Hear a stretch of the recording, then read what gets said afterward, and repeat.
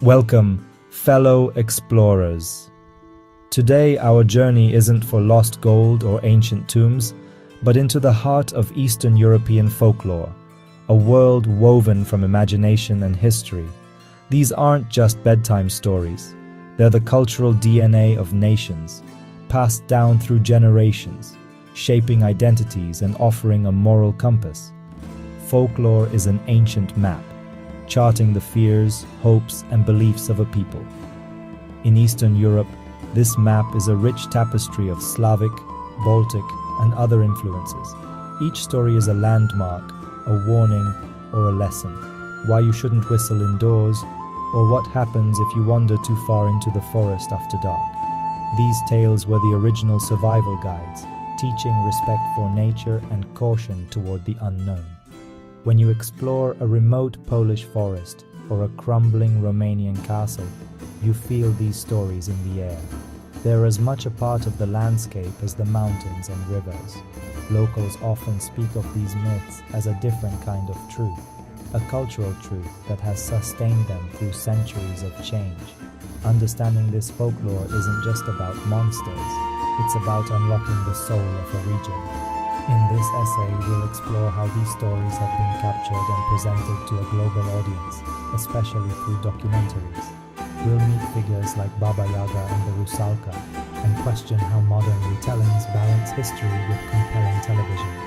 Ultimately, we'll see how these ancient whispers still echo in the modern world, inviting us to listen closer. Let's get started. The History Channel has become a modern-day storyteller, bringing Eastern European folklore to a global audience.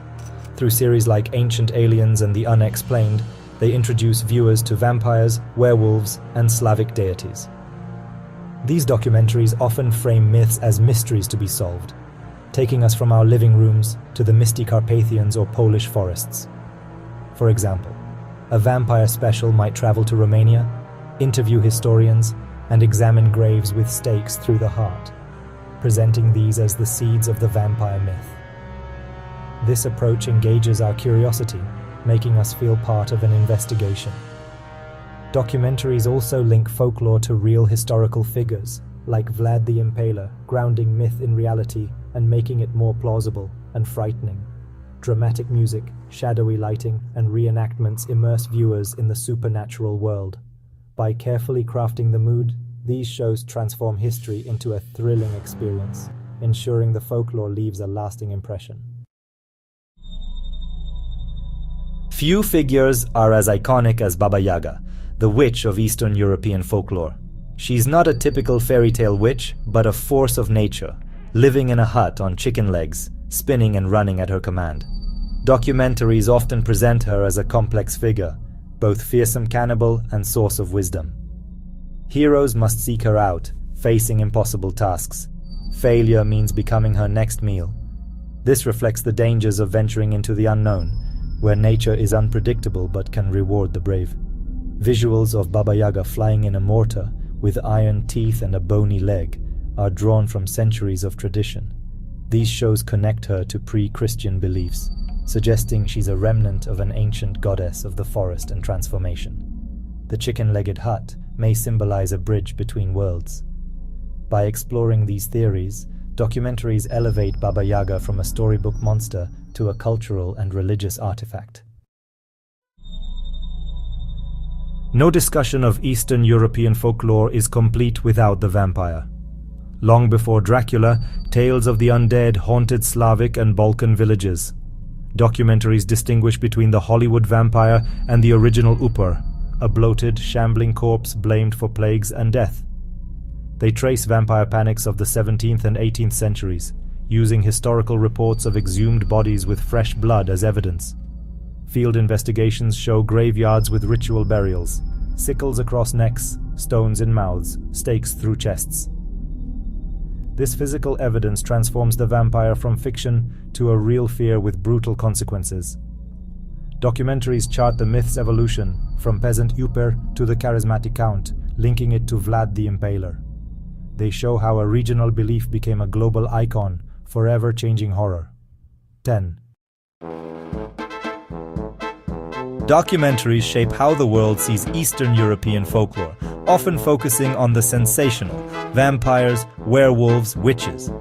This can paint the culture as dark and superstitious, overshadowing its nuance.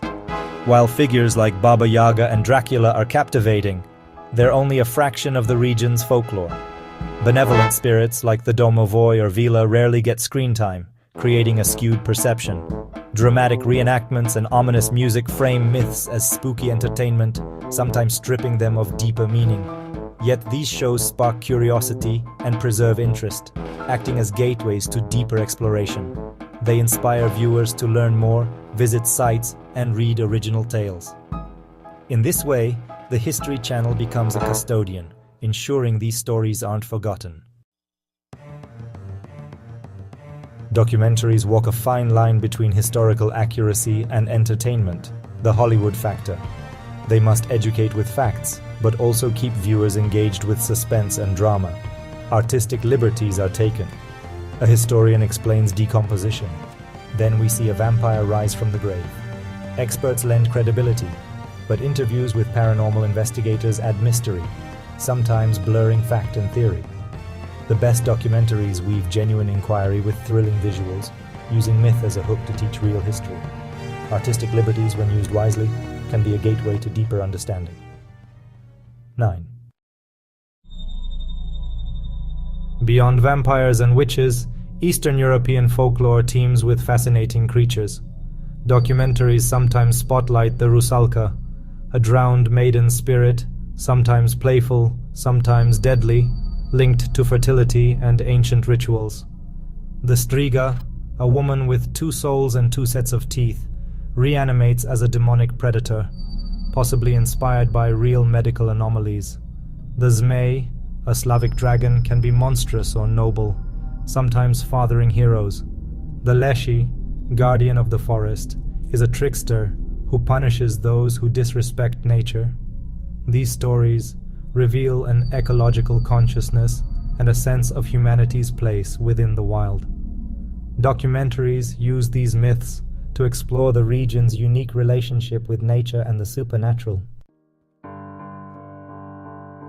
Folklore isn't just a relic. It's alive in Eastern Europe's modern culture. Festivals like Maslenica, with its burning effigy, echo ancient rituals of death and rebirth. Myths inspire national arts. Dvořák's Rusalka, Mussorgsky's Night on Bald Mountain, and Krakow's Wawel Dragon. Everyday customs, like not shaking hands across a threshold, stem from old beliefs in spirits. Even if people don't believe in the spirits, the traditions persist as cultural habits. Recently, a resurgence of interest, fueled by media like The Witcher, has inspired young artists to reinterpret these myths. Folklore remains a living, evolving tradition, shaping identity in the 21st century. 9. Our journey through Eastern European folklore is ending, but the stories continue. These tales are more than scary stories. They're expressions of identity, memory, and our relationship with the unknown.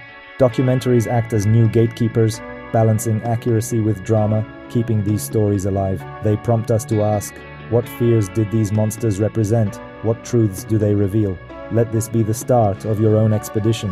Read the original tales, explore the art and music, and discover the wisdom within. Folklore is a map redrawn by each generation.